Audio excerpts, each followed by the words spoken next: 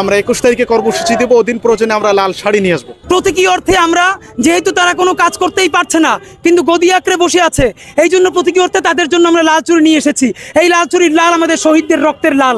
যদি পারেন বিচার করেন, বিচার না করলে লাল চুড়ি পরে ক্ষমতা থেকে নেমে আসে। আপনারা জানেন যে আমাদের জুলাই গণহত্যার শিকার যে ভাইরা হয়েছে, তারপর এটার পিছনে তো রাষ্ট্রীয় শক্তি ছিল, রাষ্ট্রীয় শক্তির মাধ্যমেই তো এই গণহত্যা চালানো হয়েছে। তো সেখানে দীর্ঘ 6টা মাস অতিক্রান্ত হওয়ার পর জুলাই গণহত্যার ন্যূনতম পদক্ষেপ আমরা দেখতে পাচ্ছি না।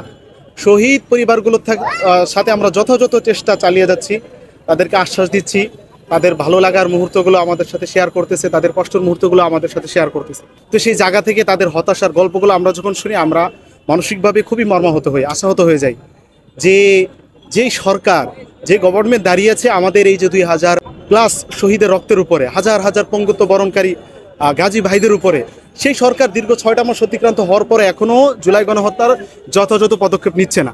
তো এটার পরিপ্রেক্ষিতে আমরা চুরি কারা পরে যারা বলেন মহিলা, হ্যাঁ, তারপর হচ্ছে যে মানে এটার প্রতীকী স্বরূপ এজন্য যে মানে আমরা স্বরাষ্ট্র উপদেষ্টা বলেন, আমলাতন্ত্রের ভিতরে যারা আছে আওয়ামী লীগের দোসর, তাদেরকে এটা আমরা পড়াতে চাই। যেহেতু আমাদের দীর্ঘ 6টা মাস অতিক্রান্ত হওয়ার পর যে সরকার এই রক্তের উপরে টিকে আছে, সেই সরকার এটা যথাযথ পদক্ষেপ নিতে পারছেন না, তারা যথাযথ বিচার প্রয়োগ করতে পারছেন না। তো তাদেরকে চুরি পরে আসলে ঘরেই বসে থাকা উচিত। আর যদি চুরি পড়তে তারা না চান, তাদের উচিত ক্ষমতা ছেড়ে দেওয়া। সেই জায়গাগুলো আমাদের জুলাই আহত, জুলাই শহীদদের পরিবার থেকে যে তারা সেখানে বসে তারপর তারা প্রয়োজনে বিচার করবেন।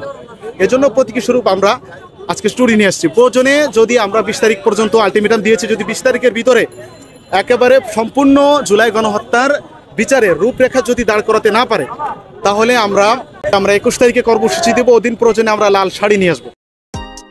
Subscribe to my channel.